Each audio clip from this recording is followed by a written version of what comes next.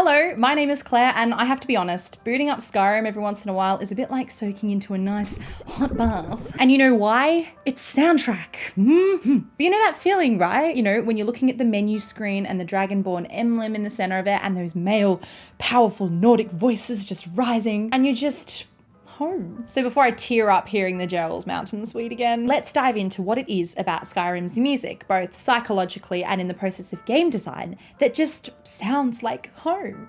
No, not again. Skyrim, if I had to put it bluntly, is the quintessential Western fantasy RPG, boasting one of the biggest in-game worlds of its time and an encyclopedia of lore that gives Tolkien a run for his money. This beautiful, mystifying game is, let's be real here, just timeless. Like literally, this game was released by Bethesda in 2011 and it still looks absolutely stunning. Remember the wonder you felt as a new player? The overwhelming where the feck do I begin mindset we carried with us basically throughout the entirety of our first playthrough? And the incredible thing about the world of Skyrim is that this feeling never leaves us. Even when you've completed every one of the seemingly infinite quests, murdered every living being in the realm, modded the game beyond recognition, returned to real life, maybe got a job, a new place, a new cat, years pass and...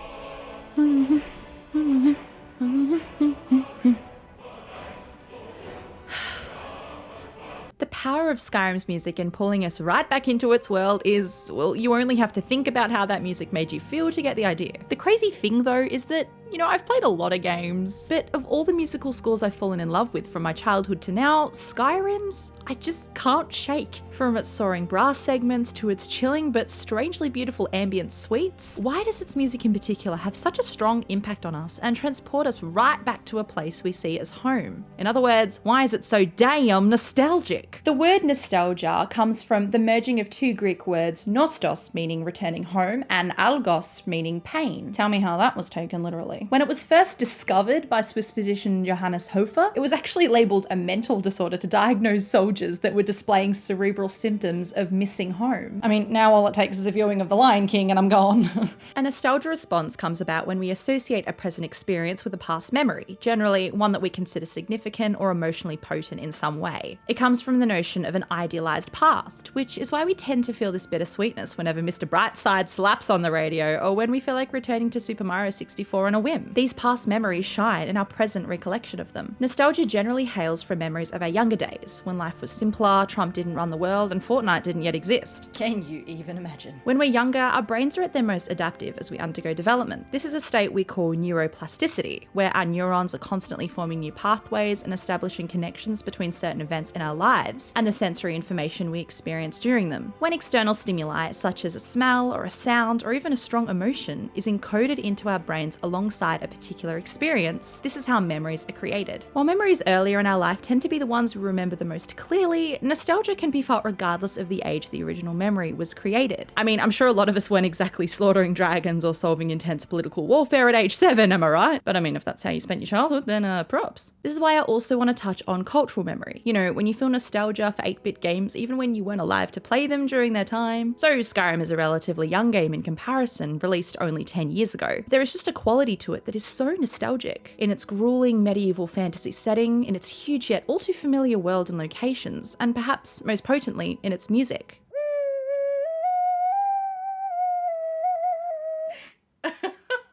Psychologists believe the reason music triggers such a powerful nostalgic response is because of this little bean, the amygdala. This niggly little part of our brain is responsible for attaching emotional significance to memories as they are encoded. Other parts of the brain associated with memories and nostalgia include the prefrontal cortex, the interior cingulate, and mesolimbic dopamine. The amygdala, we love the amygdala, let's stick with the amygdala. According to the Psychology of Music journal, the amygdala is responsible for attaching emotion to memories, or in other words, in encoding memories with emotional stimuli. And what carries more emotion in a video game than a soaring orchestral score? Whether we're screwing with NPCs, wreaking havoc on towns, plundering spidery caverns, or walking across hours of terrain because our pants are too loaded to run, music accompanies virtually everything we do in Skyrim. When we spend hours venturing from Whiterun to Windhelm, hearing those gorgeous French horns and sweeping choirs accompanying our every move. Of course, we're going to associate these iconic themes with the experiences we undergo as we play through this epic RPG. It's important to note that our experience of Skyrim is unique to us, extremely unique in some cases. And every iconic musical cue resonates in different ways to different people. In other words, we receive a nostalgic response to music that is autobiographically salient. Okay, so to save face, because he uses the phrase autobiographically salient in everyday conversation, let me define it for you.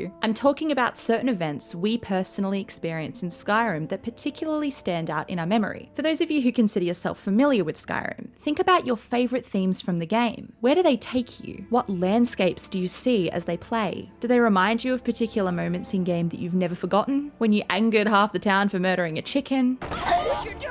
Or encountered a dragon for the first time? We associate music with powerful emotional experiences we feel as we play. For me, the Gerald Mountains sounds so nostalgic because I associate it with the times in Skyrim where I just wandered, awed at the capacity for video games to utterly transport me to another place. Music is the stimuli encoded into those fond memories, evoked so strongly every time I hear that beautiful yet gentle French horn. In Skyrim, it isn't just the music itself, but how and when the music is experienced that conveys meaning and de-alienates us from its epic world. Think about it. When we're presented with such a massively vast, fantastical environment that is, at first, completely unfamiliar to us, it is the music that extends a hand, embraces us, and ushers us on our first adventure. Now, the reason music in video games tends to have such a strong impact on us is because we are the ones that shape it. As we navigate the world as the unpredictable player, the music must adapt to our whims, shape itself to our choices, and adjust with every location we visit or situation we trigger. If you're a total game soundtrack nerd like I am, you've probably come across the term adaptive music, also known as interactive music. Adaptive music is when tone, dynamics, tunes, or rhythms change in response to specific events in-game. While music in films, for example, would be fixed, the same in every scene every time you watch it, music in video games has an uncanny way of attaching itself to our memories of playing them because it is our input that defines it. While I'd love to go further into how it works, composing adaptive music is such an intricate process involving hours of experimentation and rewrites that I couldn't possibly squeeze a decent explanation into this video. All you need to know is that game composers deserve all the credit they can get for creating astonishing, game-defining scores that are wholly responsible for strengthening the connection between virtual environments and, well, us. The Routledge companion to screen music and sound really sums it up best. The freedom of choice is a crucial generic marker of the Western RPG that must also exist in the music. Players must feel that the music is tailored to them and to their avatar's actions. So this is how a simple soundtrack, a common and generally non-individualistic stimuli, is made so much more personal to us through how it narrates our interactions with incredible virtual places. So we've covered how music can evoke nostalgia in a general sense. But as I said earlier, there's just something about Skyrim's music in particular that really has us yearning to go back and relive our days launching ourselves naked off the peak of the throat of the world. Because surely I'm not the only one who got a kick out of that. The effect this music has on us is deeply entrenched within our personal experience with it. But it'll also surprise you to know that nostalgia is more specific to Skyrim than you might think. Comparing Skyrim's music with, say, Journey's or Uncharted's music, which are both incredibly impactful to me, I'd say Skyrim carries nostalgia more heavily because, unlike the very particular musical phrases and cues that are designed to be timed with the progression of a more linear narrative, Skyrim's music is omnipresent, as much part of the open world as any location or NPC. The soundtrack is a living, breathing character on its own. Its ambience is so characteristic to the medieval feel of it that I'd argue that the music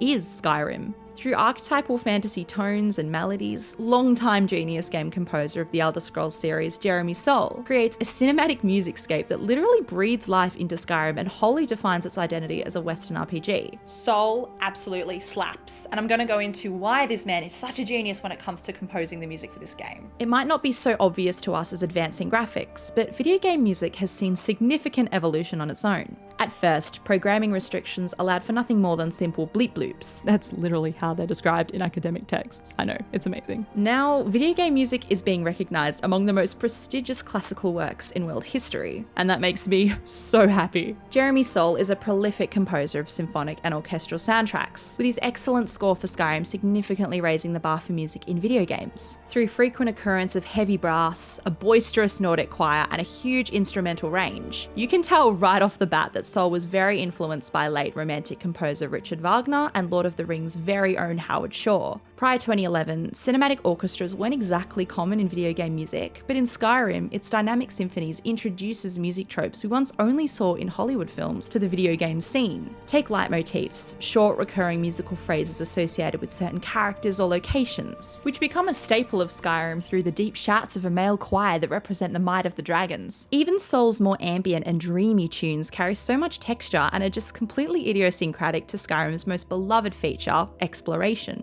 The music doesn't just blend into the landscape, it colours it. I mean, creating music for a 10-hour length game can be rough, let alone for a 100+ hour RPG. But Soul executes its repetition so brilliantly, crucially because we come to develop such a close relationship with the sounds of Skyrim. And come on, if you've never studied or worked to Skyrim's ambient soundtrack, then what can I say? I feel sorry for you. Australian musicologists Brendan Lamb and Barnabas Sniff.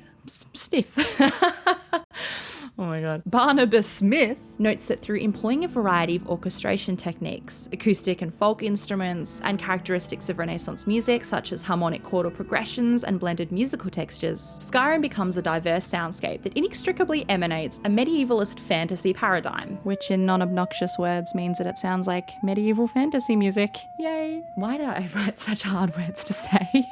While researching Skyrim's music, I came across a paper that suggested a really interesting idea. What if Skyrim doesn't just evoke nostalgia for our playthrough experiences, but a deeply embedded nostalgia for Western medieval fantasy? The genre of fantasy comes in all forms of representations across all different cultures, but the Western, dragon-filled, Tolkien-esque, Arthurian fantasy that has come to define so many aspects of popular culture is dormant inside a lot of us. Perhaps fantasy is reminiscent of fairy tales you heard as a kid, the Harry Potter books your parents read you to sleep, the awesome swashbuckling games of D&D you'd play with your mates. No matter how we experience fantasy in our childhoods, and even now, what if there's an inherent nostalgia that Soul's music, derived from romantic, neo-Nordic music styles evocative of typical folk fantasy themes, prompts in us? Well, I'd be the first to tell you that high fantasy is not exclusive to children, obviously. It's pretty awesome to consider how these tropes are embedded within our cultural memory, reminding us of worlds where heroes wield swords, dragons dominate the skies, and anything is possible. The imagination, the inherent magic of fantasy is exactly what made me and so many of us fall in love with Skyrim in the first place. And even though we're transported to a fictional world away from real life, it's the presence of music that makes us feel like we belong. Music in video games is so often critically underrated, and while an incredible score can be overshadowed by gameplay and criminally blend into the background, we just can't forget the power it has in defining worlds that define our lives. Skyrim's music stands strong on its own as a powerful orchestral score, there's no doubt about it, but in all honesty, it's in the wondrous landscapes, cities, and events it accompanies that truly makes it meaningful to us. The fact is that our love of game music is inextricably linked to our love of video games, and no matter how or when we embark on the next adventure, Skyrim's sweeping score will always be there to remind us of home. Thanks for watching, and I hope you learned a little something, not only about how music is composed in games, but in how music can trigger such a potent emotional response within us. There's just a quality to Skyrim's music that I think regardless of how many hours you've spent on it, you just hear it and it transports you right back to where you were within the world. And I mean, it really feels like home, especially for people who've invested so much time, like myself, getting through it. I hope you got something fun out of this. Please subscribe if you want to stay tuned for more content like this. Also, leave a comment on any of your personal experiences with Skyrim. I'd love to read about them. But for now, there's a nice hot tub of Skyrim waiting for me just over in the corner, so I'm gonna go indulge myself. I'll see you later.